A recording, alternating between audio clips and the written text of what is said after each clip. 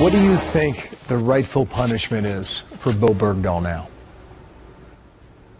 I think the rightful punishment would be to probably sit in Leavenworth for 20 years to life. That from a former team leader in Bowe Bergdahl's platoon in Afghanistan after the Army announcing they were charging Bergdahl with desertion and misbehavior before the enemy.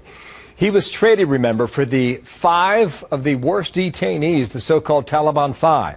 Some believe to be reaching out to their old terror network already. Could he, however, Bergdahl, avoid jail time altogether?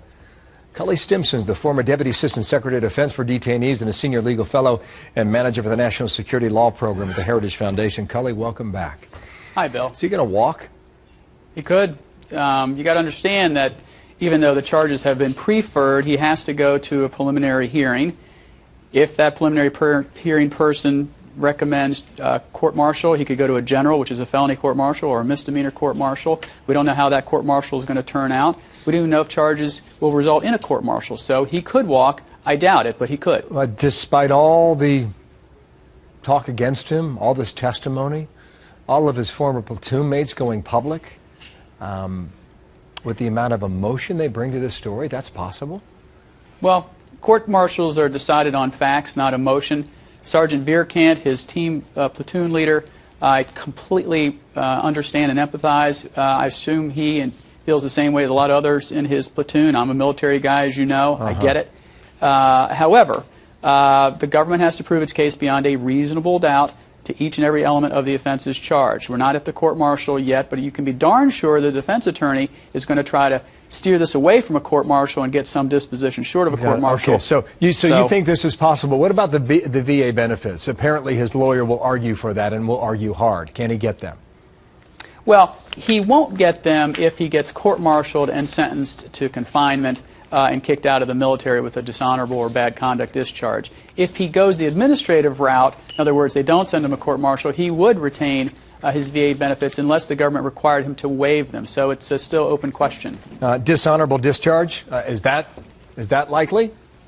A dishonorable discharge would occur only as a result of a conviction at a general court-martial, and the jury or the judge, whoever the finder of fact and sentencer is, would decide that. Okay, what about a presidential pardon? People have raised this question. January of 2017. Is it possible? Yeah, could the president do that? Absolutely. If he was convicted at a court-martial, just like anyone else, the president has the constitutional plenary power to pardon any federal convictee, and Bergdahl will be the same. Well, there's no suggestion that will happen. Would you expect that or not?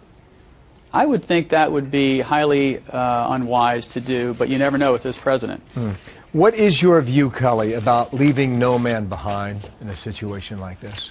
Well, I think the principle is absolutely true. You don't leave people behind, but you also don't give them a victory parade when you know he walked off his post 2 times before the final time. And so the optics that the administration painted of this guy were completely divorced from reality. All right. What happens now? If there is a court-martial and we move toward that, when would that begin? Well, first you have to get through the preliminary hearing called the Article 32.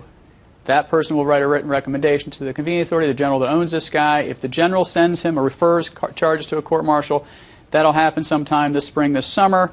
If there's a pretrial agreement, that could happen earlier. But I would think the trial would be relatively short, a week or 2 weeks, 3 weeks at most, like most court-martials are. So that would happen this summer, this fall. Final question. What's your gut tell you? What's going to happen? What is his fate?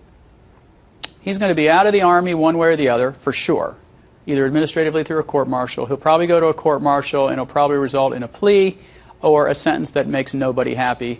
Because you can't have a sentence that's going to make everyone happy no matter what in this type of case. In the meantime, keep your eye on these 5. They're going to be free in a matter of weeks. Cully, thank you. Cully Stimson out of Washington today. Good to have you back with us. Thanks, Bill.